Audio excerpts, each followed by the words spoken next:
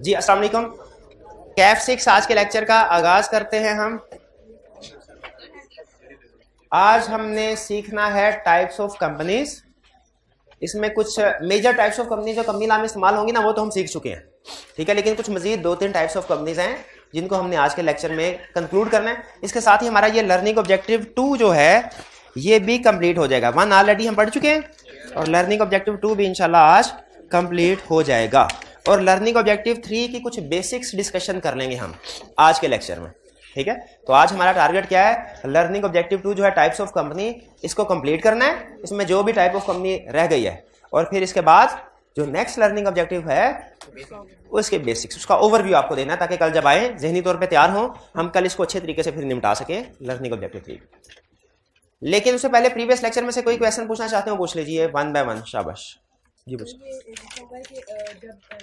If shares are transferred to more than one legal hire, such company shall cease to be an SMC and shall convert itself into private company. SMC भी तो private में आती है ना? जी जी। अच्छा, वहां पे ये लिखा हुआ है कि अगर सिंगल मेंबर कंपनी में डेथ हो जाए उसकी और वो लीगल हेयर्स में ट्रांसफर हो और वो एक से ज्यादा हो तो वो सिंगल मेंबर नहीं अपने आप को प्राइवेट कंपनी में कन्वर्ट करेगी। इसमें प्राइवेट कंपनी से मुराद other than single member company private company, क्योंकि वो मेंबर्स की तादाद एक से ज्यादा हो गई ना, तो अदर देन एसएमसी में कन्वर्ट करेगी।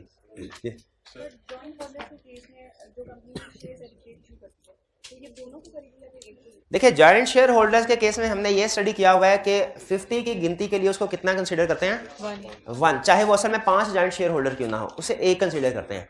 अब आगे फर्दर इससे ज्यादा आपने नहीं सोचना कि अगर डिविडेंड मिलेगा तो किसको मिलेगा, ठीक है। और इसके अलावा क्या पूछा था आपने, शेयर सर्टिफिकेट किसके नाम पे इशू होगा, और नोटिस मीटिंग के जाएंगे तो वो किसके नाम पे जाएंगे, ठीक है। वैसे मैं आपको एक आइडिया दे देता हूँ, रजिस्टर ऑफ मेंबर्स में ना चारों के नाम लिखे होते हैं, जैसे शेयर नंबर 1 से लेके 50 तक, इसके आगे लिखा होगा ओनर एक की बजाय 1, 2, 3, 4 नाम लिखे होंगे। जॉइंट शेयर होल्डर ना जो उसमें सबसे पहले वाला होता है ना, वो सारी चीजें उसके साथ ही डील करते हैं। बस इतना कंसेप्ट रखने से ज्यादा नहीं सोचना आप, जॉइंट शेयर होल्डिंग है हमारे सिलेबस में नहीं। और शेयर ऑफर करने में और शेयर इशू करने में क्या फर्क है। देखिए, एक है इससे ज्यादा अच्छा था, आप लिस्टेड और अनलिस्टेड के कंटेक्स्ट में पूछ रहे हैं ना, इससे ज्यादा अच्छा था आपका क्वेश्चन ये होता कि शेयर कैन इशू और हैज इशूड में क्या फर्क है, ठीक है। क्या ऑफर का मतलब है कि इशू कर सकती है, करना चाहे कंपनी, और हैज इशूड या इशूड का मतलब क्या है, कर चुकी है, ठीक है। असल में कुछ कंपनीज ऐसी होती हैं जो कि उन्होंने अपने जनरल पब्लिक को इन्वॉल्व भी नहीं करना चाहते, लेकिन ये चाहती हैं कि अगर इनको इन्वॉल्व करना पड़े ना तो हमारा बैक एंड पे सारा काम हुआ हो, हम सिर्फ डायरेक्टली जाके शेयर इशू कर दें। तो ऐसी कंपनीज के लिए फिर कौन सी ऑप्शन बेहतर होती है, पब्लिक कंपनी अनलिस्टेड। यानी अगर कोई कंपनी ये चाहती है कि हमने बिजनेस सिर्फ फैमिली में रखना है, फैमिली से बाहर कभी जाना ही नहीं है, प्राइवेट कंपनी। अगर वो चाहते हैं कि फैमिली बिजनेस है फैमिली में की हद तक रखना है, लेकिन अगर जरूरत पड़ी तो फौरी तौर पे जनरल पब्लिक से पैसे इकट्ठे करने के काबिल होना चाहिए हमें, यानी ऑप्शन होनी चाहिए हमारे पास, तो वो पब्लिक कंपनी में कन्वर्ट करवाएगी, लेकिन किसमें, अनलिस्टेड में। और अगर तो उसे पैसों की जरूरत नहीं पड़ती तो वो अनलिस्टेड के तौर पर काम करती रहेगी, लेकिन अगर जनरल पब्लिक से पैसे इकट्ठे करने की जरूरत पड़ती है तो फिर वो क्या करेगी, हाँ, तो रजिस्टर, तो फिर लिस्टेड में कन्वर्ट। प्राइवेट कंपनी का लिस्टेड में कन्वर्ट होना ज्यादा मुश्किल है, उसको 2 स्टेप्स करने पड़ते हैं, पहले प्राइवेट से पब्लिक में कन्वर्ट और फिर लिस्टेड। लेकिन अगर पब्लिक कंपनी है उससे लिस्टेड में आसानी से कन्वर्ट हो जाती है। इसलिए कुछ कंपनीज अपने आप को पब्लिक कंपनी के तौर पे रजिस्टर तो करवाती हैं लेकिन अनलिस्टेड के तौर पे, ठीक है जी। और ये आपको एडिशनल कंसेप्ट बता दूं, वैसे हमारे सिलेबस से रिलेट नहीं करता। अगर कोई अनलिस्टेड पब्लिक कंपनी जब अपने शेयर्स को जनरल पब्लिक को फर्स्ट टाइम इशू करे ना, लिस्टेड बनने के लिए फर्स्ट टाइम, उसे कहते हैं IPO, initial public offering. Initial public offering का मतलब है कि कोई अनलिस्टेड कंपनी थी, अब वो लिस्टेड बनने जा रही है।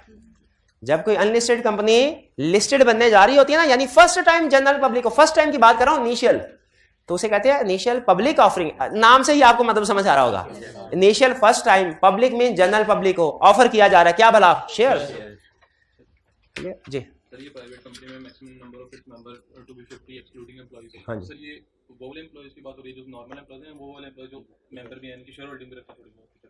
नहीं, इसमें क्वेश्चन उनका ये है कि यहाँ पे प्राइवेट कंपनी की डेफिनेशन में कहा है कि which limits the number of members to 50। तो इसमें जो 50 है इसमें एम्प्लॉय शामिल नहीं है, तो वो जो एम्प्लॉय शामिल नहीं है इसमें अगर एक पर्सन मेंबर भी है और एम्प्लॉय भी है, काम भी कर रहा है, तो क्या उसको इसमें शामिल करना है कि नहीं करना? उसको शामिल करना है। क्यों शामिल करना है? वो तो एम्प्लॉय है, लेकिन मेंबर भी तो है, उसे मेंबर होने की हैसियत से शामिल करेंगे। जी, पब्लिक सेक्टर कंपनी में इसमें डायरेक्ट गवर्नमेंट ओन करती है, मतलब मोर देन 50%, ये गवर्नमेंट फॉरेन गवर्नमेंट भी हो सकती है। क्या इन्होंने कहा जी पब्लिक सेक्टर कंपनी में आपने बताया था कि ऐसी कंपनी है जो कोई गवर्नमेंट ओन करती है, जिसको फेडरल गवर्नमेंट या उसकी एजेंसी मोर देन 50%। क्या इससे मुराद पाकिस्तान की गवर्नमेंट है या फॉरेन गवर्नमेंट भी है? इससे मुराद पाकिस्तान की गवर्नमेंट है, पब्लिक सेक्टर कंपनी। जो फॉरेन गवर्नमेंट होना उसका कंसेप्ट आज हमने पढ़ना है, वो फिर फॉरेन कंपनी में आ जाता है, वो फॉरेन कंपनी में आ जाता है। और कोई क्वेश्चन? जी, जब कंपनीज की रिकंस्टिट्यूशन होती है तो वो भी बाइंडिंग का प्रोसेस होता है? जब कंपनीज की रीस्ट्रक्चरिंग होती है तो वो बाइंडिंग का प्रोसेस नहीं होता। ठीक है, रीस्ट्रक्चरिंग में तो कंपनी अपने ऑपरेशन को तो सीधा बदला कर रही होती है कि ये एसेट बेच, फजूल किस्म की प्रोडक्ट को बंद करो। यस, हाँ जी, वो हो सकता है, वो डिपेंड करता है लीगल स्टेटस पे। इनका क्वेश्चन ये है, अगर अब जो मर्जर और एक्विजिशन आपने सुना होगा नाम, उसी के कंटेक्स्ट में बात कर रहे हैं। मर्जर और एक्विजिशन में क्या बाइंडिंग अप होती है कि नहीं होती, वो डिपेंड करता है। बाज़ औक़ात मर्जर और एक्विजिशन जब होते हैं ना, तो एग्जिस्टिंग कंपनी वही रहती है जो बड़ी वाली कंपनी होती है, उस सूरत में ये बाइंडिंग अप नहीं होगी उस कंपनी की। यानी अगर कंपनी ए है, उसने कंपनी बी को एक्वायर कर लिया, अपने अंदर जम कर लिया, अब वो कंपनी ए ही बन गई, तो ये कंपनी ए के लिए वाइंडिंग अप नहीं है, लेकिन कंपनी बी के लिए वाइंडिंग अप है। और अगर ए और बी दोनों ने मिलकर एक नई कंपनी सी बना ली, तो ये दोनों के लिए वाइंडिंग अप है। ठीक है जी, और कोई क्वेश्चन? सर, जो परचेज ऑफ शेयर्स पे लिमिटेशन होती है कि एटलीस्ट इतने शेयर परचेज करने हैं? क्या परचेज ऑफ शेयर पे कोई लिमिटेशन होता है किसी शेयर होल्डर के लिए कि उसने एट लीस्ट या एट मोस्ट इतने शेयर परचेज करने हैं? एट मोस्ट तो कोई लिमिटेशन नहीं है। इवन एक पर्सन भी 100% शेयर्स एक्वायर कर सकता है।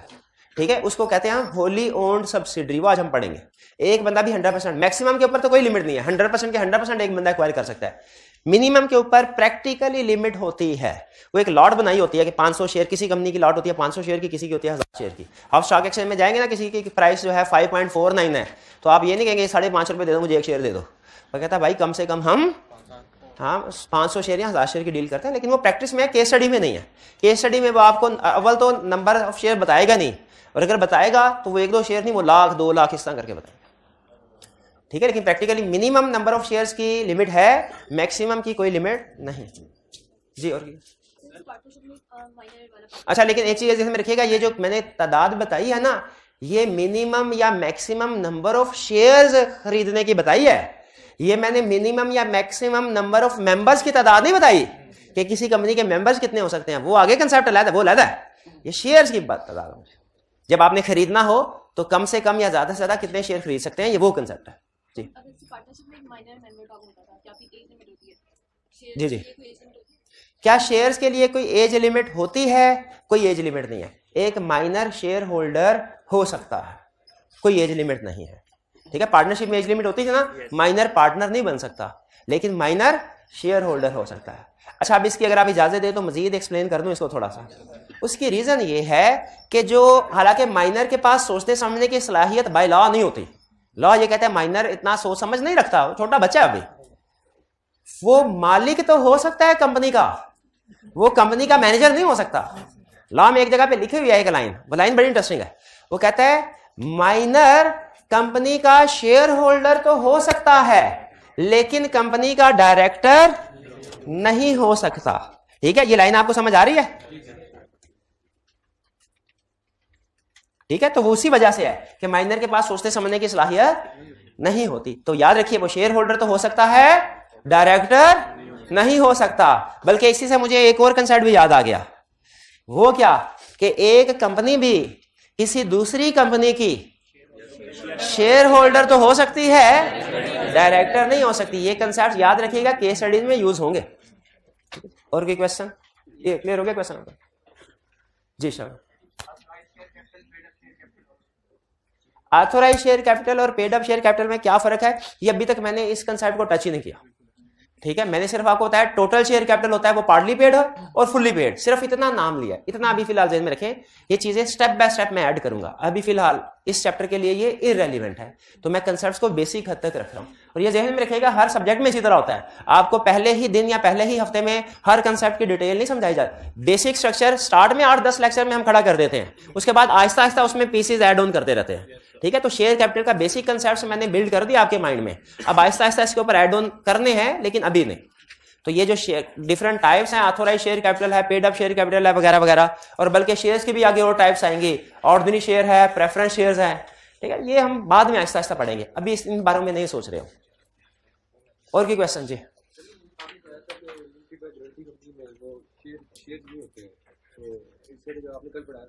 कंपनी लिमिटेड में नॉर्मली शेयर्स नहीं होते, बिल्कुल ये पढ़ाया था मैंने।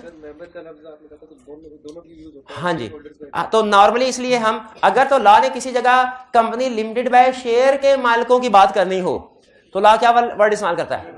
Share holder. और अगर उसने हर कंपनी की बात करनी हो, चाहे शेयर कैपिटल है या नहीं है, मेंबर। जब बात करनी हो सिर्फ उस कंपनी की जिसका शेयर कैपिटल है तो शेयर होल्डर, और जब बात करनी हो हर कंपनी की चाहे शेयर कैपिटल है या नहीं तो वर्ड क्या यूज होता है? मेंबर। तो यूं समझ लीजिए member includes share holder, member include share holder. बल्कि अगर आप इजाजत दें कंसेप्ट को मुश्किल करने की तो मैं इसको मुश्किल कर दूं। हाँ, तो सुन ले मुश्किल कंसेप्ट के every shareholder is a member but every member is not shareholder। Clear हो गया जी? शेयर होल्डर और मेंबर में फर्क समझ आ गया? चलिए शाबाश। और की क्वेश्चन? डायरेक्टरशिप में अगर सेलेक्ट करना किसी पर्सन को, वो शेयर होल्डर में से भी होता है, एग्जीक्यूटिव डायरेक्टर। एग्जीक्यूटिव डायरेक्टर क्या खुदा, मुझे डायरेक्टर ये भी सही तरीके से नहीं पता क्या होता है, एग्जीक्यूटिव डायरेक्टर क्या होता है कुछ नहीं पता मुझे। नहीं मुझे पता है, जो चीज पढ़ी नहीं है उसको जो। अच्छा डायरेक्टर, ठीक है। अच्छा हाँ शाबाश। इनका क्वेश्चन ये है कि सर अगर डायरेक्टर किसी को बनाना है तो वो शेयर होल्डर में से ही सेलेक्ट करना है कि कोई अदर देन शेयर होल्डर भी हो सकता है? लॉ कहता है बेहतर तो यही है कि वो शेयर होल्डर में से सेलेक्ट करें, बेहतर यही है कि वो शेयर होल्डर में से सेलेक्ट करें, क्योंकि अपना पैसा लगा होगा ना तो फैसला करते हुए बंदे को दर्द होता है कि इसमें खर्चा ज्यादा है, इसमें खर्चा कम है। तो बेहतर है डायरेक्टर उस बंदे को बनाए जिसका कंपनी में अपना भी पैसा लगा हो, जो शेयर होल्डर हो। लेकिन लाजमी नहीं है, कभी कभार ऐसा होता है कि कोई बंदा ऐसा होता है वो बड़ा अपने काम में एक्सपर्ट है, कोई बड़ा अपने काम में एक्सपर्ट है। अब फर्ज कीजिए घर से भाई हमने बाटा या सर्विस के मुकाबले में कंपनी बनानी है, और हमारे ये एग्जांपल आपको अजीब सी लगेगी लेकिन ऐसी बहुत सी रियल एग्जांपल मौजूद हैं। हमारे घर के करीब एक मोची है, उसको 20-25 साल हो गए जूते बनाते बनाते, और उसका नॉलेज कमाल का है अपनी फील्ड के हवाले से। क्या हम उसे अपनी नई कंपनी का डायरेक्टर बना सकते हैं? उसको मार्केट में हर जूते का पता है, किस जगह पे कौन सा मटेरियल इस्तेमाल होता है, कहां से, हर चीज का नॉलेज है। वो कहेगा मेरे पास पैसे तो है नहीं, तो क्या उसे डायरेक्टर बना देना चाहिए? लॉ कहता है पैसों को गोली मारो, ऐसे बंदे को हाथ से ना जाने दो जो अपनी फील्ड में एक्सपर्ट है, फौरी डायरेक्टर बना लो। लेकिन ऐसे लोग दुनिया में बहुत कम होते हैं, इसीलिए याद रखें ज्यादातर आप देखेंगे कंपनी के डायरेक्टर्स में शेयर होल्डर हैं। इक्का दुक्का केसेस ऐसे भी हो सकते हैं जिनमें कोई डायरेक्टर तो है लेकिन शेयर होल्डर नहीं है, बस इससे ज्यादा इसका। अगला क्वेश्चन। हाँ सिंगल मेंबर में तो आप वो तो हमारे सिलेबस, वो सिंगल मेंबर भी ऐसे ना करें मेरे साथ, सिंगल मेंबर का मैंने कहा नहीं था, इससे ज्यादा नहीं आपने कहा, उसको छोड़ दें जी। सर ये कंपनी लिमिटेड बाय गारंटी में लिखा हुआ है कि मे हैव और may not have share capital limited by guarantee में। शेयर कैपिटल अगर उसका होगा तो फिर शेयर होल्डर्स फिर हम कह सकते हैं ना उसके मेंबर्स को? हाँ कह सकते हैं। अच्छा एक जी पॉइंट है इसमें, कंपनी लिमिटेड बाय शेयर का शेयर कैपिटल होगा, उसमें मेंबर्स की लायबिलिटी होगी लिमिटेड किस हद तक? Unpaid. Company limited by guarantee, मैंने अभी ये कंसेप्ट डिस्कस नहीं करना था, अभी इन्होंने सवाल उठा दिया तो जाहिर आपके जहनों में आपने सुन लिया होगा, तो मैं जवाब नहीं दूंगा ना तो आपको तंग करता रहेगा। नहीं सुना? क्या नहीं सुना? सुन कि सर आपने कहा है company limited by guarantee normally share capital नहीं होता, लेकिन लफ्ज नॉर्मली जो है ना ये इंडिकेट कर रहा है कि शायद कभी कभार होता भी है, वरना आप नॉर्मली का लफ्ज केस स्टडी में इस्तेमाल ना करते। मैंने कहा बिल्कुल ठीक, कभी कभार ऐसे हो सकता है कि कंपनी लिमिटेड बाय गारंटी है और उसका शेयर कैपिटल भी है। इस सूरत हाल में इसके मेंबर्स की लायबिलिटी डबल हो जाएगी, इसके मेंबर्स की लायबिलिटी, एक वो लायबिलिटी जो एग्री की है और एक वो लायबिलिटी जो अनपेड अमाउंट ऑफ शेयर्स है। शाबाश। तो अब इस कंपनी के जो मालिक है इनको आप जो मर्जी कह दें, मेरी तरफ से इजाजत है। चाहे तो आप उनको शेयर होल्डर कह दें, चाहे तो उनको, वैसे मैं प्रेफर करूंगा कौन सा लफ्ज वाला, मेंबर, क्योंकि मेंबर हर चीज को इंक्लूड कवर कर जाता है जी। और कोई क्वेश्चन? कोई क्वेश्चन नहीं। चलिए आज के हम कंसेप्ट की तरफ चलते हैं। अब ये कुछ कंसेप्ट ऐसे हैं जो कि टाइप्स ऑफ कंपनीज में कुछ 2-3 छोटी छोटी टाइप्स ऑफ कंपनीज हैं, वो डिस्कस करके मैं आगे जाना चाह रहा हूं। तो पहले मैं आपके साथ तसल्ली करना चाहता हूं कि क्या हमने इस लर्निंग ऑब्जेक्टिव की एक एक चीज पढ़ ली है, ताकि जब आप याद करने बैठे ना कोई दिमाग में बोझ ना हो। मुझे ये तो फीचर ऑफ कंपनी तो पढ़ ही लिया है, चलिए अब आ ही गया तो अब इसको भी देख लें। कंपनी की डेफिनेशन पढ़ ली हमने, कंपनी की डेफिनेशन पढ़ ली, फीचर्स ऑफ कंपनी पढ़ लिए, consequences of separate legal status पढ़ लिया। इसकी सारी एग्जांपल समझ आ रही है आपको? Separation of ownership from management, ownership और मैनेजर की स्टडी टिप कि आर्टिफिशियल पर्सन क्या हो सकता है, नेचुरल पर्सन। डायरेक्टर हमेशा कौन होगा, नेचुरल पर्सन, ठीक है जी। शेयर और शेयर कैपिटल में फर्क समझ आ गया। शेयर के राइट्स और लायबिलिटीज भी क्लियर हो गई। राइट्स तो हमेशा होते ही होते हैं, लायबिलिटी सिर्फ तब होगी जब अनपेड होगा। ट्रांसफरेबल की बात भी हमने कर ली, लेकिन कल हमने एक चीज सीखी थी कि अगर ये प्राइवेट कंपनी है तो ट्रांसफर रिस्ट्रिक्टेड होता है, और अगर पब्लिक है तो फ्रीली ट्रांसफर है, फ्रीली ट्रांसफर। वोटिंग राइट्स हमें समझ आ गई। ये वोटिंग राइट्स आज के लेक्चर में भी हम डिस्कस करेंगे। वोटिंग राइट्स से वोटिंग राइट्स होते क्या, ये पता चल गया आपको कि मीटिंग में हमने फैसला करना। लिमिटेड लायबिलिटी ऑफ मेंबर या शेयर होल्डर, इसका मतलब भी क्लियर हो गया। ये लिमिटेड लायबिलिटी होती, यानी कि कंपनी अगर डिफॉल्ट करे और उसके डेट से ज्यादा, लायबिलिटी ज्यादा, एसेट कम है, तो शेयर होल्डर ने भी थोड़ा थोड़ा हिस्सा डाल, लेकिन कितना ये डिपेंड करता है। लिमिटेड बाय शेयर है तो रूल कुछ और लगेगा, लिमिटेड बाय गारंटी है तो रूल कुछ और लगेगा, और कोई नहीं बोलेगा। लिमिटेड बाय गारंटी में मैंने केस स्टडी के पॉइंट ऑफ व्यू से सबसे अहम चीज आपको क्या बताई थी, किसको जेहन में रखना है? लिमिटेड बाय गारंटी में 5 साल, 3 साल के 1 साल। शाबाश, 1 साल, ठीक है। याद है कि 1 साल वाली क्या बात थी भाई? 1 साल वाली क्या बात थी कि क्या कि कंपनी छोड़ने के बाद 1 साल तक मेंबर लायबल हो सकता है, वो पहले वाले डेट्स को। बिल्कुल ठीक, बिल्कुल ठीक, ठीक है। वर्ड लिमिटेड, ठीक है। ये छोटे छोटे कंसेप्ट थे। लीगल ऑब्लिगेशन बेकार के कंसेप्ट, कभी नहीं पूछे, लेकिन बहरहाल एमसीक्यूज में पूछ सकता है। लीगल ऑब्लिगेशन है, liability to pay tax, perpetual succession, ठीक है। Laws and governance of company, कि कंपनी के ऊपर कौन कौन से लॉज एप्लीकेबल है? Companies act, memorandum association, articles of association. शाबाश। इसमें सबसे ज्यादा पावरफुल कौन है? उसके बाद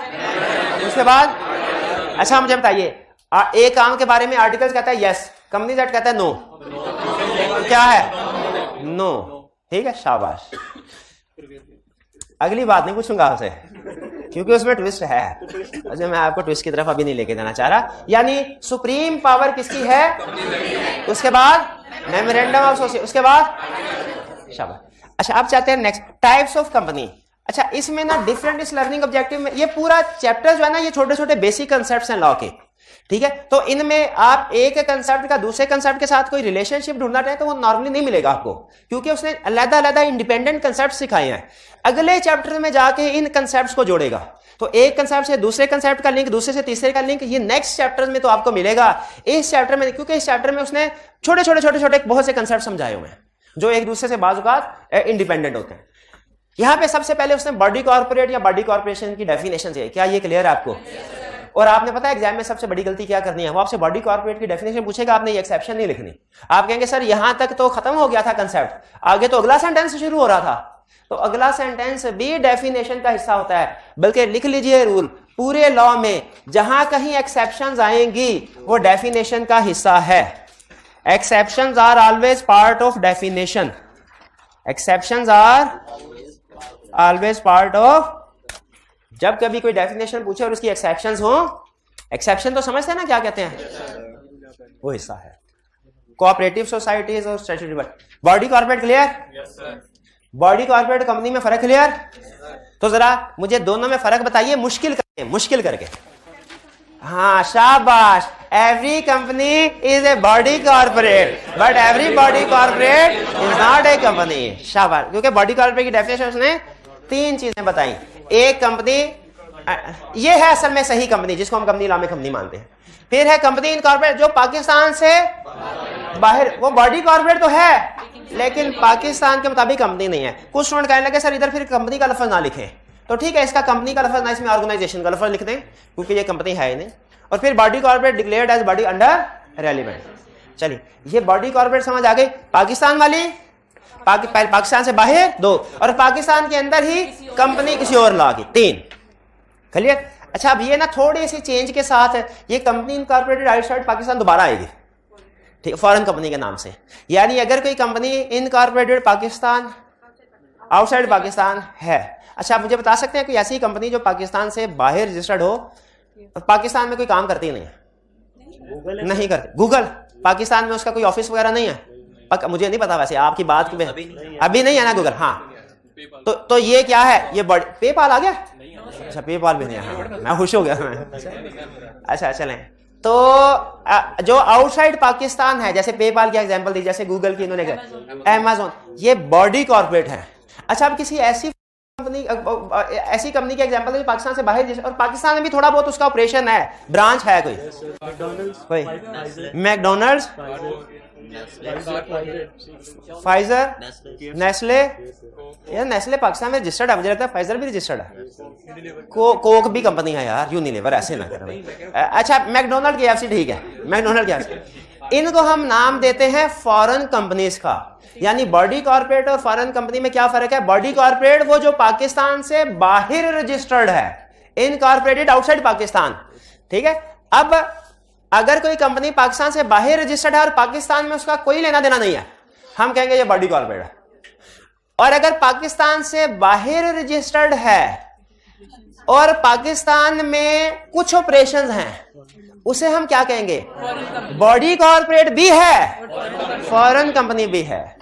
और अगर कोई कंपनी हो कोक जैसे, पाकिस्तान से बाहर भी रजिस्टर्ड है, पाकिस्तान में भी एज कंपनी रजिस्टर्ड है, अगर इस तरह की कोई कंपनी, हम उसे कहेंगे ये बॉडी कॉर्पोरेट भी है, कंपनी भी है। भाई बात समझ आई? चलिए, नहीं अभी नहीं समझ आई, ये जब क्वेश्चंस करेंगे ना, फिर केस स्टडी करेंगे, फिर समझ आई। बताओ ये कौन सी कंपनी है, ये बॉडी कॉर्पोरेट है कि नहीं, ये कंपनी है कि नहीं? अच्छा फॉरेन वही आ गया, foreign company. Foreign company means a company incorporated outside Pakistan. अगर यहां पे कह के बात खत्म कर देता ना, हम कहते हैं ये तो बॉडी कॉर्पोरेट का जिक्र कर रहा है, लेकिन आगे उसने क्या कहा? And which conducts business activity Pakistan में, या प्लेस ऑफ बिजनेस है कोई लॉज ऑन। और जैसे उबर की एग्जांपल आ गई मेरे ध्यान में, उबर पाकिस्तान में एज कंपनी, जहां तक मेरी अंडरस्टैंडिंग है अभी तक रजिस्टर्ड नहीं है, ठीक है, पाकिस्तान से बाहर रजिस्टर्ड है। ये कौन सी कंट्री बेस्ड है उबर? यूएसए, यूके में। चले बहरहाल बॉडी कॉर्पोरेट है, ठीक है, पाकिस्तान में, लेकिन फॉरेन कंपनी भी है, बॉडी कॉर्पोरेट भी है, फॉरेन कंपनी भी है। क्यों फॉरेन कंपनी है? पाकिस्तान में ऑपरेशंस कर रही है, और अगर पाकिस्तान में ऑपरेशंस ना करती तो सिर्फ बॉडी कॉर्पोरेट होती। फर्क समझ आ रहा है ये? चले आगे चलते हैं, क्योंकि इसमें आई के आपने एक बहुत अच्छा क्वेश्चन बनाया है जिसमें वो डिफरेंट कंपनीज के बारे में इंफॉर्मेशन देके पूछता है कि ये टाइप ऑफ कंपनी बताओ। वो क्वेश्चन आपने लाजमी करना है सोच सोच के। आपको ये जो डिफरेंट टाइप्स ऑफ कंपनीज है ना, रिप्रोडक्शन तो आप कर लेंगे। मैं अगर आपसे कहूं लिमिटेड बाय शेयर को डिफाइन करो, पब्लिक प्राइवेट कंपनी को डिफाइन करो, ये ठक ठक ठक आप सारा छाप देंगे। लेकिन अगर इसी कंसेप्ट को मैं एप्लीकेशन में टेस्ट कर लूं, आपको मैं इंफॉर्मेशन दे दूं, कहूं बताओ ये कौन सी टाइप ऑफ कंपनी है, उसमें आपको थोड़ा सोचना पड़ेगा, ठीक है। तो वो जो क्वेश्चन है ना, जिसमें वो मुझे बहुत पसंद है क्वेश्चन, उसमें सोचना पड़ता है। वो आपको किसी कंपनी के बारे में इंफॉर्मेशन देके कहता है कि बताओ ये कौन से टाइप ऑफ कंपनी, कौन सा, शायद क्वेश्चन 4 है मेरा ख्याल है, चेक कर लेते हैं। हाँ जी क्वेश्चन 4 है, क्वेश्चन बल्कि 5 भी है साथ ही, लेकिन 4 ज्यादा अहम है। 4 और 5 भाई दोनों नहीं करने, सारे करने हैं, दोनों कर लेंगे।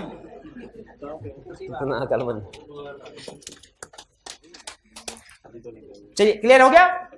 Has a place of business और liaison office in Pakistan whether itself और थ्रू एजेंट, वेदर फिजिकली और इलेक्ट्रॉनिकली, ये इररिलेवेंट है। यानी वो कहते हैं हो सकता है कंपनी के बंदे खुद ना हो, इधर उनका सिर्फ कोई एजेंट हो, या इवन फिजिकल ऑफिस भी ना हो, वो इलेक्ट्रॉनिकली, जैसे बेसिकली ये जो उबर है, इन ड्राइव है, ये क्या, ये सिर्फ ऐप है, ये सिर्फ ऐप, ये कोई इनका फिजिकली ऑफिस वगैरह इंफ्रास्ट्रक्चर आपको कहीं पे नजर नहीं आएगा, ठीक है। ये तो बेसिकली सिर्फ सॉफ्टवेयर ही है ना ड्राइवर इनके हैं, ना गाड़ियां इनकी है, ना सड़कें। इसका types of company, types on the basis of status, public private, clear. On the basis of liability, limited by share, limited by guarantee, unlimited, clear. फिर अदर कंपनीज है, होल्डिंग सब्सिडरी, और ये अभी मैंने पढ़ाना है, होल्डिंग सब्सिडरी और association not for profit, ये भी मैंने आपको पढ़ाना है। बाकी की ऊपर वाली कंपनी तो क्लियर है ना, पब्लिक प्राइवेट ये पढ़ा दिया, और limited by share, limited by guarantee और अनलिमिटेड, जिसके बारे में आपने ज्यादा नहीं सोचना।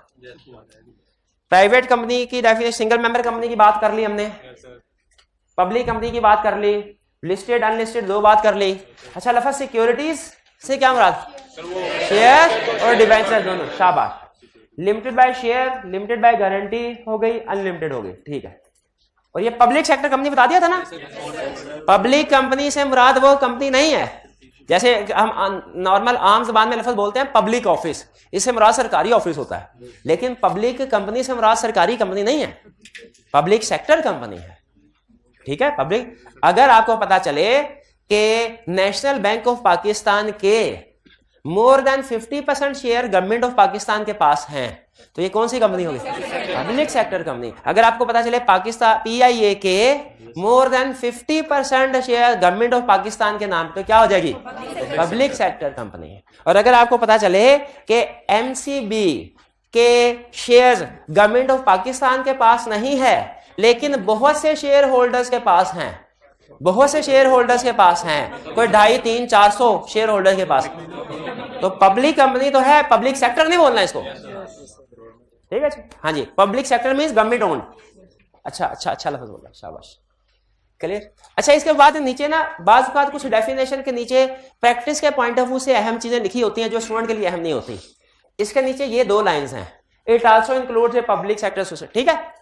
अभी मैंने आपको कहा है कि इसको रटा लगा लें, ठीक है। आपके जहन में फौरन आया होगा इसका मतलब है यहाँ तो सर को आता ही नहीं है, या सर जान छुड़ा रहे हैं। हो सकता, क्यों नहीं हो सकता, ऐसा हो सकता है, ऐसा ही है ना, इतना एग्रेसिव ओपिनियन है। तो देखें, मेरा पहला मकसद है एग्जाम पॉइंट ऑफ व्यू से आपको तैयार करवाना, दूसरा मकसद है प्रैक्टिस के पॉइंट ऑफ व्यू से तैयार करना। तो पहले मैं तसल्ली कर लूं, जब आप ये सारा चैप्टर याद कर लेंगे ना, उसके बाद आप मुझे कहिएगा सर ये 2 लाइन समझाए, इंशाल्लाह एक लफ्ज इसका समझा दूंगा, लेकिन अभी नहीं, क्योंकि अभी अगर मैं इसको समझाना शुरू किया ना तो इनकी समझ कंप्रोमाइज हो जाएगी। बात बात ऐसा होता है ना, दूर की चीज समझते समझते हम करीब की चीज को इग्नोर कर देते हैं, तो मैं ऐसा नहीं चाहता। पहले ये सारा, जब आप जिस दिन मुझे कहेंगे ना सर सारा समझ आ गया है चैप्टर, अब ये तो मैं उस दिन ये समझा दूंगा आपको, क्लियर। चलिए, वरना आपने करना क्या, रट्टा लगा लेना है। अच्छा, ये ना कहिएगा एग्जाम में पूछे पब्लिक सेक्टर कंपनी तो आप कहें यहीं तक, सर आपने पढ़ाया यहीं तक था, नहीं, समझाया यहीं तक है, याद सारा करना है, याद सारा करना। आपको बताया ना, जो अगला पैरा शुरू हो रहा था वो भी डेफिनेशन का हिस्सा होता है, बल्कि मैं पढ़ा देता हूं आपको, ताकि आप ये ना कहें सर ने पढ़ाया नहीं था, पढ़ाऊंगा समझाऊंगा नहीं। तो पढ़े, इट पब्लिक सेक्टर कंपनी में it also includes a public sector association not for profit, association not for profit जो हमने पढ़ना है अभी, ठीक है। कहता है ये पब्लिक सेक्टर में भी हो सकती है, ऐसी company association not for profit, ऐसी कंपनी जो प्रॉफिट के लिए नहीं बनती, किसके लिए, लोगों की खिदमत है, वेलफेयर। लाइसेंस यानी पब्लिक सेक्टर कंपनी में वेलफेयर वाली कंपनी भी हो सकती है। However, nomination of directors by commission on board of securities exchange or any other entity shall not make it a public sector company. आमीन। ठीक है।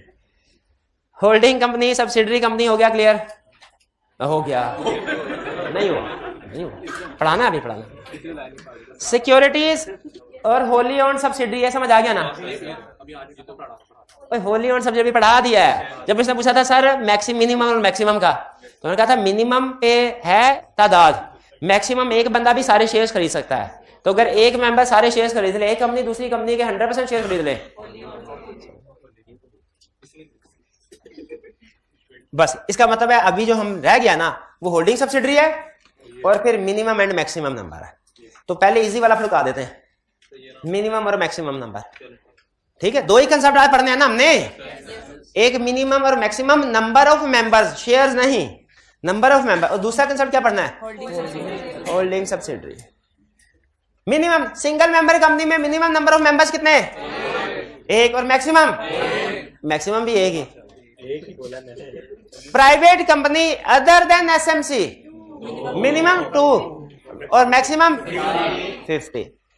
Public unlisted company minimum 3। ये याद रखिएगा, आई कैप ने सबसे ज्यादा केस स्टडी इस 3 के ऊपर बनाई हुई है। इस 3 को ध्यान से अंडरलाइन करके सर्कल करके हाईलाइट कर ले।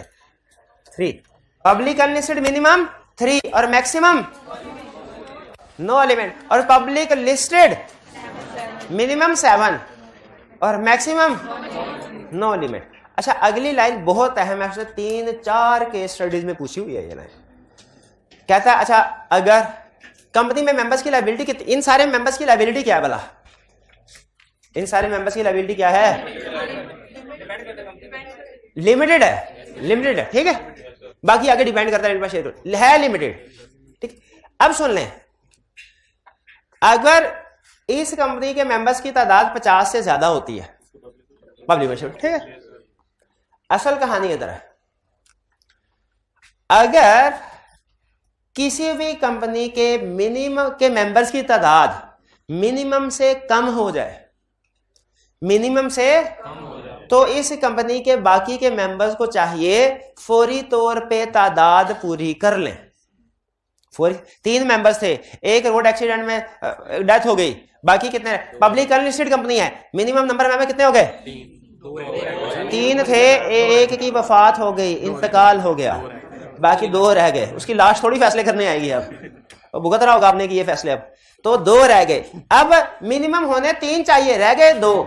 इन 2 को क्या करना है? कम से हाँ, कोई किसी तीसरे पर्सन को मेंबर है ताकि ये तादाद पूरी हो जाए। लॉ ये कहता है कि अगर ये जैसे भी करें, लॉ कहता है मुझे इससे लीगल रिप्रेजेंटेटिव में से किसी को बनाना है, उसमें से बना लें। लॉ कहता है मुझे इससे गर्ज नहीं है कि कैसे, लेकिन 3 की तादाद पूरी करनी है। अगर 3 की तादाद पूरी नहीं की और 180 दिन गुजर गए, 180 दिन बहुत टाइम होता है तादाद पूरी करने के लिए, ठीक है। जैसे 2.5 साल बहुत टाइम होता है, बहुत टाइम, सच में बहुत टाइम होता है कैफ क्वालिफाई करने के लिए। करने वाले तो आसानी के साथ 1.5 साल में कर लेते हैं, 1.5 साल में हो जाता है, लेकिन मैक्सिमम टाइम 2.5 साल तो बहुत ही ज्यादा है ना। तो वो कहता है अगर कोई 2.5 साल में भी ना कर सके वो फिर फारग। उसी तरह यहां पे कह रहा है 180 दिन बहुत है तीसरा मेंबर बाइंड करने के लिए। अगर 180 दिन तक भी ये मिनिमम की तादाद पूरी नहीं की तो इन 2 मेंबर्स की लायबिलिटी लिमिटेड की बजाय अनलिमिटेड हो जाएगी। लेकिन 2 चीजें जहन में रखनी है, 2 चीजें। अनलिमिटेड तब होगी जब इनको पता था कि उसकी डेथ हो गई है। हो सकता है यहां से वो कह के गया हो मैं साल के लिए यूरोप जा रहा हूं, और यूरोप जाते जाते रास्ते में कश्ती उल्टी, फायर, इनको साल तक पता ही नहीं चला।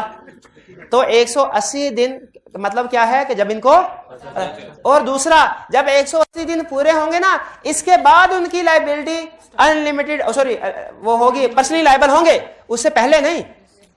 बात समझ आ रही है? फिर से पढ़ते हैं। कहता है if A company carry on business with less than minimum number for more than 180 days, समझ आ रहे कि इस लॉ की वायलेशन हुई मिनिमम की, और 180 दिन गुजर गए, उन्होंने अभी तक तादाद पूरी नहीं की, फिर क्या होगा? Every member who knows this fact, this fact shall be personally liable for debts of company contracted after 180 days. After को भी अंडरलाइन करें, knows को भी अंडरलाइन करें, knows को भी अंडरलाइन करें, after को भी अंडरलाइन करें। केस स्टडी में ये एक लफ्ज से डिसीजन करवाता है वो। ये ना समझिए कि वो पूछेगा बताओ क्या होगा 180 डेज के बाद, केस स्टडी बनाएगा। उसमें फिर कहेगा एक को पता था एक को नहीं पता था, तो आप कहेंगे, हम कहेंगे जिसको पता था उसकी लायबिलिटी तो जिसको नहीं पता था।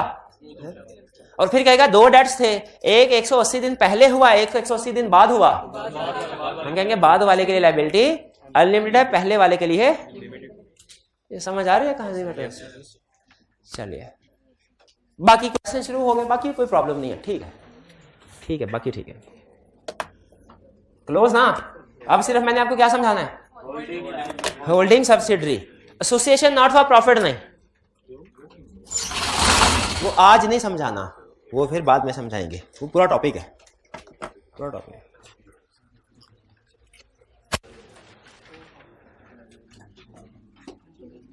Types of companies on the basis of status पढ़ लिया हमने। कौन सी टाइप्स थे? स्टेटस की बेस पे कौन सी टाइप्स? प्राइवेट और पब्लिक। लायबिलिटी की बेस पे लिमिटेड बाय शेयर वगैरह। अदर टाइप्स सुने, अदर टाइप्स, एक है होल्डिंग कंपनी, सब्सिडियरी कंपनी। अच्छा, जिसको प्राइवेट कंपनी का कंसेप्ट समझ आ जाए, पब्लिक का भी समझ आ जाता है, एग्री करते हैं, क्योंकि वो उसका अपोजिट ही है। इसी तरह जिसको होल्डिंग का कंसेप्ट समझ आ गया, सब्सिडियरी का भी उसको समझ आ जाएगा। ठीक है, जैसे अगर मैं आपको ये कंसेप्ट बताऊं कि अब्बा जी कौन होते हैं, तो आपको पता चल जाएगा बेटा जी कौन होता है, वो उसका अपोजिट होगा ना भाई। वो जिसके वालिद साहब, तो वो जिसके वालिद साहब हैं वो बेटा है, तो जो बेटा है तो उसके वालिद साहब। इसी तरह कंसेप्ट समझाऊंगा आपको होल्डिंग का, तो सब्सिडियरी का ऑटोमेटिकली समझ आ जाएगा, क्योंकि सब्सिडियरी हो तो कोई होल्डिंग बनती है, कोई होल्डिंग हो तो कोई सब्सिडियरी बनेगा। ठीक है, वापस इसी कंसेप्ट पे आ जा भाई, खुश ना हो इसी कंसेप्ट। तो होल्डिंग कंपनी की डेफिनेशन सुन लीजिए क्या है। वो कहता है अगर कोई एक कंपनी होल्ड करे, अच्छा लॉ की आदत है वो बिला वजह ना छोटे कंसेप्ट को भी मुश्किल, होल्ड करे, ओन भी लिख देगा, ठीक है, कंट्रोल्स भी लिख देगा, इनका फर्क कोई ज्यादा नहीं होता, सिर्फ प्रैक्टिस के पॉइंट। पोजेसेस, ठीक है, एक्वायर्स, वो मिलते जुलते अल्फाज। आप जब इस तरह के अल्फाज हो, रट्टा सारे अल्फाज का लगा ले, कंसेप्ट सिर्फ एक लफ्ज के ऊपर बिल्ड कर ले। तो मैं भी कंसेप्ट बिल्ड कर रहा हूं। अगर एक कंपनी के पास दूसरी कंपनी के कितने शेयर हैं? More than one. अच्छा, 1/2 पता है किसको कहते हैं? 50%। 50% एग्जैक्ट नहीं कह रहा, मोर देन 50%, 51% भी नहीं कह रहा। अच्छा, लॉ के अल्फाज को आपने ज्यादा छेड़छाड़ नहीं करनी होती, खास तौर पे डेफिनेशन के अल्फाज को समझने के लिए जहन में 1/2 का मतलब 50% ही रखें, लेकिन लिखना आपने हमेशा, अगर एक कंपनी होल्ड करती है यानी उसके पास है मोर देन 1/2 वोटिंग सिक्योरिटीज, किसी दूसरी कंपनी के वोटिंग सिक्योरिटीज आधी से ज्यादा वोटिंग सिक्योरिटीज हैं, तो वो कंपनी क्या बन जाएगी? Holding company. और ये और होल्ड का मतलब समझ आ गया कि उसके पास हैं शेयर्स, कितने शेयर्स हैं? आधे से ज्यादा, मोर देन 1/2। अच्छा, वोटिंग सिक्योरिटी से क्या मुराद है? शेयर। शाबाश। Securities is equal to share plus debenture, लेकिन शेयर्स को हम कहते हैं वोटिंग सिक्योरिटीज और डिबेंचर्स को कहते हैं नॉन वोटिंग सिक्योरिटीज।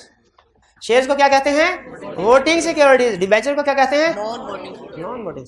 तो कह रहा है डिबेंचर से गर्ज नहीं है, शेयर्स होने चाहिए कितने? 50%, तो वो हो जाएगी होल्डिंग कंपनी। या कंट्रोल कंपोजिशन ऑफ बोर्ड, या उसके पास पावर हो कि वो बोर्ड ऑफ डायरेक्टर्स को कंट्रोल कर सके, उसकी कंपोजिशन को, कि डायरेक्टर किसको बनाना है किसको नहीं बनाना। कंपोजिशन का मतलब यही है कि कौन डायरेक्टर होगा कौन नहीं होगा। अगर कोई एक कंपनी दूसरी कंपनी के बोर्ड की कंपोजिशन को कंट्रोल कर दे तो वो उसकी होल्डिंग बन जाएगी। अच्छा, इसमें कंट्रोल, इसमें कंपोजिशन समझ लीजिए। कंपोजिशन से क्या मुराद है? अगर एक कंपनी के पास ये पावर हो कि वो दूसरी कंपनी के मेजॉरिटी या ऑल डायरेक्टर्स को, मेजॉरिटी या ऑल डायरेक्टर्स को अपॉइंट कर सकती है या रिमूव कर सकती है, तो फिर वो क्या होगी? उसकी होल्डिंग कंपनी हो गई।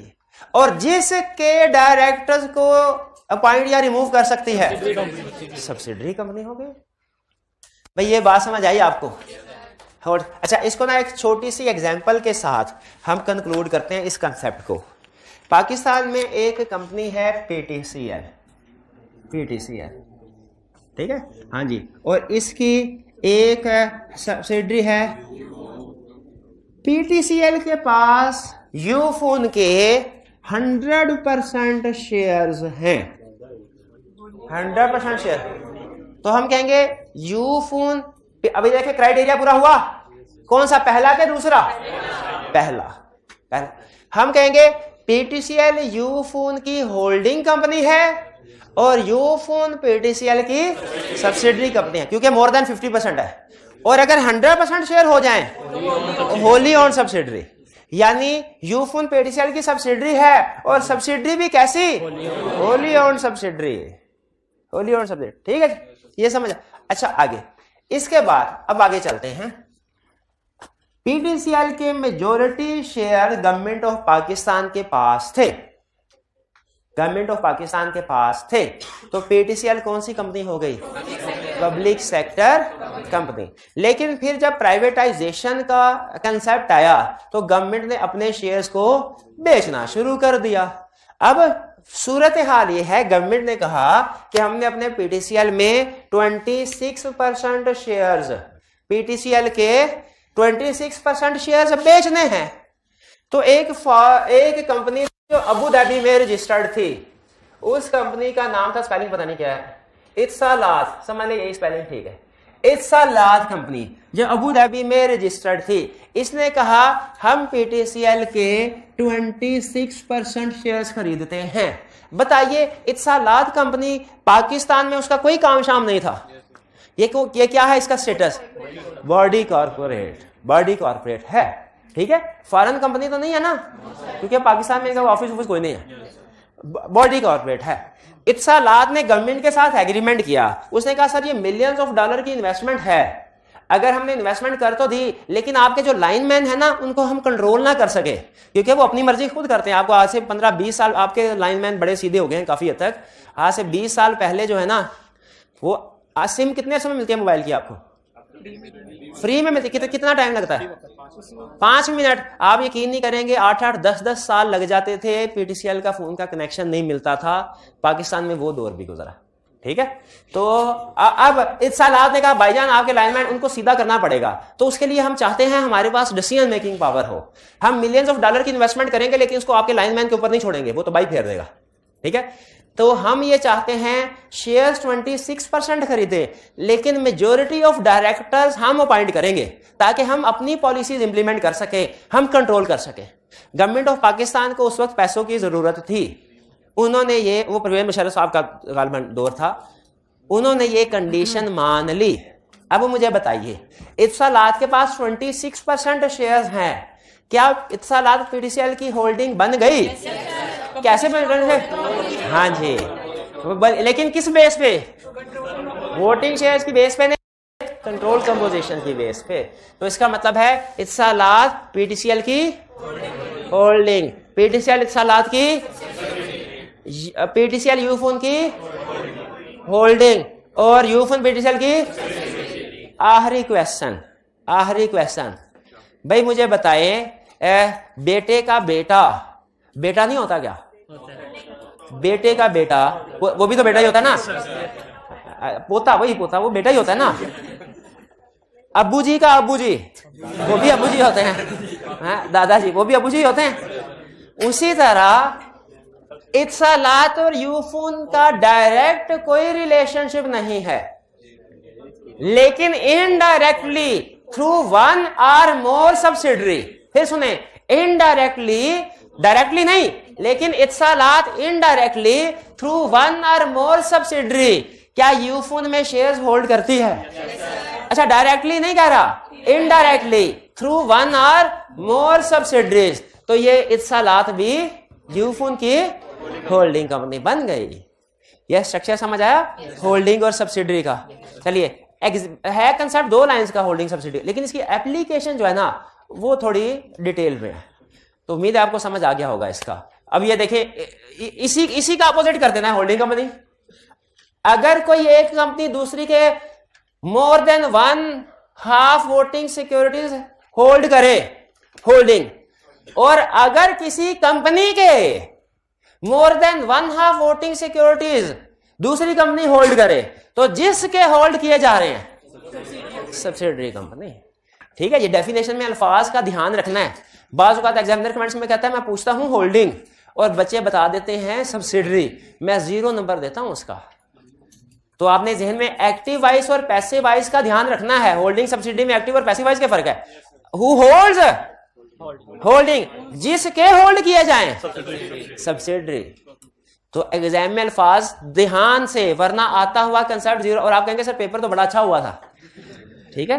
तो ये ऐसी ही गलतियां होती हैं, ध्यान रखेंगे ये अल्फाज का। चलिए, क्या क्वेश्चन मेरे भाई का? बॉडी कॉर्पोरेट बिल्कुल पाकिस्तान के अलावा के मुताबिक, क्योंकि पाकिस्तान में रजिस्टर थोड़ी हुई है ऐसी चीज। हाँ, तो होल्डिंग हो सकती, होल्डिंग तो हुआ ना जो दूसरी के एक्वायर करती हो, होल्डिंग है बिल्कुल जी। नहीं, कंपनी तब बनती जब पाकिस्तान में रजिस्टर्ड होती है। अच्छा, अब चलिए, ये हमारा लर्निंग ऑब्जेक्टिव 2 कंप्लीट हो गया। अब हमने अगला कंसेप्ट सीखना है regulators of A company. Pakistan में जितनी भी कंपनी हमने लर्निंग ऑब्जेक्टिव 2 में पढ़ी है, क्या इनको खुली छुट्टी है? जो मर्जी जैसे मर्जी करते जाएं? कोई रेगुलेटर होना चाहिए ना? बिल्कुल है। कुछ रेगुलेटर होते हैं कंपनी से बाहर, कुछ रेगुलेटर होते हैं कंपनी के अंदर। नेक्स्ट लेक्चर में हमने यही कंसेप्ट पढ़ना है कि कौन से रेगुलेटर कंपनी के बाहर है, कौन से रेगुलेटर कंपनी के, जो कंपनी के अंदर रेगुलेटर्स हैं वो कौन कौन है, मेंबर्स, डायरेक्टर। ये तो आप इनके साथ वाकिफ होंगे ही। कंपनी के बाहर कौन कौन से रेगुलेटर्स हैं? भला रजिस्ट्रार, जिसके पास हम रजिस्टर करवाने जाते हैं company, SCCP, securities and exchange commission of Pakistan, ये रजिस्ट्रार की भी हायर अथॉरिटी है। रजिस्ट्रार समझ, ये SCCP समझिए रजिस्ट्रार का बॉस है। जब रजिस्ट्रार को कोई बड़ा मसला आता है, ये अपने बॉस के पास या तो खुद भागा जाता है या कंपनी को कह देता है मेरे बॉस के पास चले जाओ। तो ये सबऑर्डिनेट है, दोनों रेगुलेटरी अथॉरिटी गवर्नमेंट की है। रजिस्ट्रार सबऑर्डिनेट है और SCCP बॉस। और फिर आता है कोर्ट। कोर्ट आपको पता है सबका बॉस है, तो हाँ वो भी। तो SCCP को भी अगर कोई गड़बड़ हो ना, कोई ये, हाँ, तो इसका भी आगे हायर अथॉरिटी क्या है? कोर्ट। क्लियर? ये बेसिक सिर्फ आपको पार्टीज इंट्रोड्यूस करवाई हैं। नेक्स्ट लेक्चर में हम ये सीखेंगे कि क्या क्या काम होगा तो हमने रजिस्ट्रार के पास जाना है, कौन कौन सा काम होगा तो SCCP, कौन कौन सा काम होगा कोर्ट, मेंबर कौन कौन सा काम करते हैं, डायरेक्टर कौन कौन सा काम करते हैं। ये हम नेक्स्ट लेक्चर में स्टडी करेंगे। आज का लेक्चर यहाँ पे खत्म करते हैं हम। अल्लाह हाफिज।